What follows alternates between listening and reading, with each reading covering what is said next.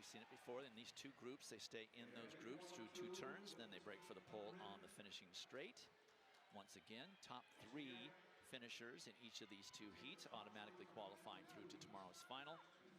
And then the 2 fastest times over the 2 heats that were not auto qualifiers.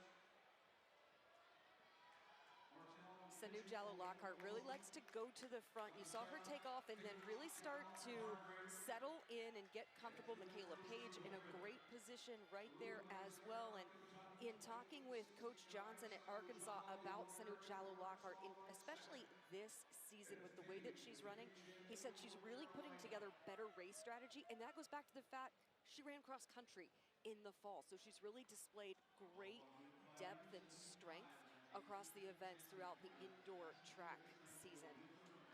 Denise Carubo-Nayagacera of Kentucky is taking them out in about 60 seconds flat. Jallow-Lockhart right on her shoulder. She really enjoys leading, and she has not been doing that in this particular heat. A little bit of an unusual spot for her, but she's staying out of trouble. Michaela Page is so excellent over the second half of the races. That's what we saw last year with the way that she closed out NCAA indoors to win that championship title. Incredibly quick over the last part of the race. That's Haley Kitching that just went down in that group. Pace had slowed ever so slightly, and that is always a problem. Ania Mosley of Ohio State now takes up the lead, with Nayagacera right there and Jallow-Lockhart as well. Look at Haley Kitching trying to fight her way back up there. Coming into the finishing stretch, top 3 auto qualify. Sanu Jallow-Lockhart finds another gear, goes wide, ends up winning the heat. It was Nayagacera second, and I'm not certain who it was that was third. Might have been O'Neill of Providence. Michaela Page was third. And there's Kitching, who just got caught up in somebody's feet and went down with a little bit more than a lap remaining. That is just devastating for her, because she was running so incredibly well this season. You can see she's there with the number 2 on her hip, and yeah, just gets caught behind the co-leaders there. Veronica Hargrave, very smart to be able to kind of jump over, but then look at this fight to bring her way back in, down the back stretch. She is digging in, trying to find every next gear, every opportunity she can to catch her way up to that group. That is just devastating to see that opportunity slip away from her, because she was undoubtedly, certainly one of those favorites in contention. Look at Mosley, the pain that she is battling through down that closing stretch. Sanu Jallow doing an incredible job going to the arms. That's really where she's getting a lot of that knee drive and lift through. Wow, so tight there at the finish, but Sanu Jallow-Lockhart looked incredibly comfortable. Just so devastating, though, for Haley Kitching. She'd been so strong coming off the Big Ten championships. That frustration, completely understandable, Dwight. So those top 3 automatically qualify, and O'Neill and Hargrave have to wait to see if their times will hold up and advance them as time qualifiers as we get ready for heat number 2. Gladys Chepginich is in the number 1 slot. Collegiate leader, number 2 in collegiate indoor history. Only Athing Mo has run faster than she has in college. 1:58.81, incredibly impressive. And she was the ACC runner-up to Juliet Whitaker, who is a multi-time NCAA champion in the 800 between indoors and outdoors. So those 2 raced just a few weeks ago.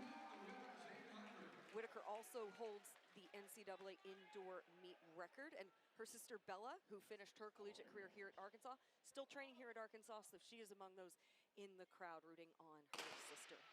Whitaker, finalist at last summer's Olympics in the 800, finished 7th overall at those games.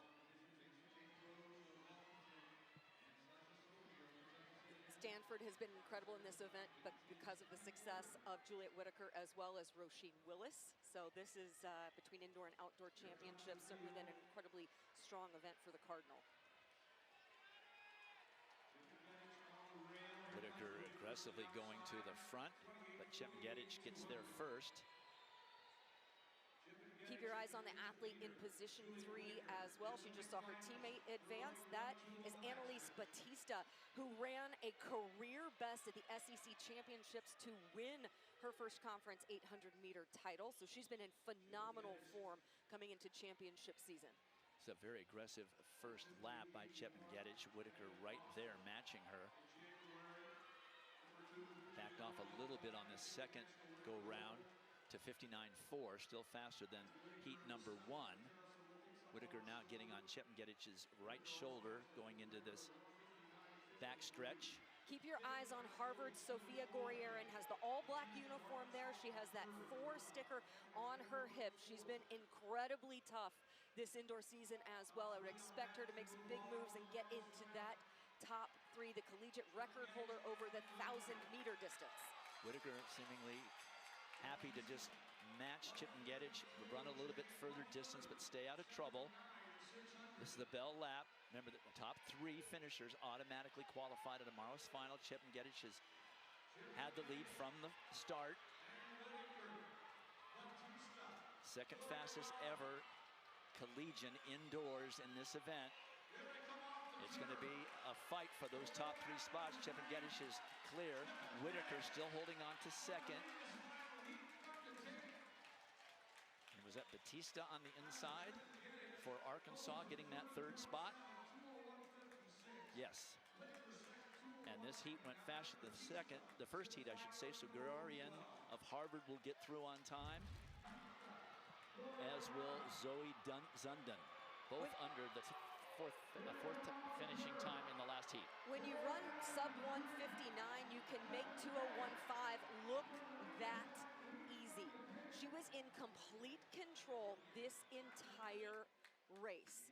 As you see, everyone else is straining over that final lap. There is 0 strain whatsoever in Gladys Chepengedich. She looks to be in fantastic position going into what should be an incredibly fast final tomorrow. So there are your advancers to final. Took 2:02.51 this year, 2:02.14 last year. And the leading runner of that group is downstairs with John. Thank you, Dwight. Here with Juliet Whitaker, a past champion in this event. How do we go about becoming the current and most recent champ? You know, I think I really just have to believe in myself. I think my fitness is there. But I think I just really this season have been really trying to work on just like belief in myself, confidence in myself, trusting myself and the training that I've done, but also the choices that I'm making in the race, and really just leaning into everything that I've done and leaning into the atmosphere and my family all in the stands. So yeah. Yeah, we tried to hunt down Bella, couldn't find her, but sort of after watching her performance last year and how that springboarded her to great, like, what has she had to say to you about coming back into the sport and trying to excel again? Yeah, I mean, I think Bella, more than anyone else that I know, has had to really handle the highs and the lows, especially in this sport. And so watching her, like, always believe in herself and never give up, even after injuries or just not running times that she wanted to, but she kept her head down and kept working on it, and that's what I've been trying to do. So, yeah, I just try to be like her as much as I can. Love the smile. We'll see you for 4 laps tomorrow. Thank you. Up to you, Dwight. By the way, Stanford's mascot's a tree. All right, John. Whitaker, the second fastest qualifier in those women's 800-meter heats. She will contest that final tomorrow. And when we come back, we'll do the same thing with the men.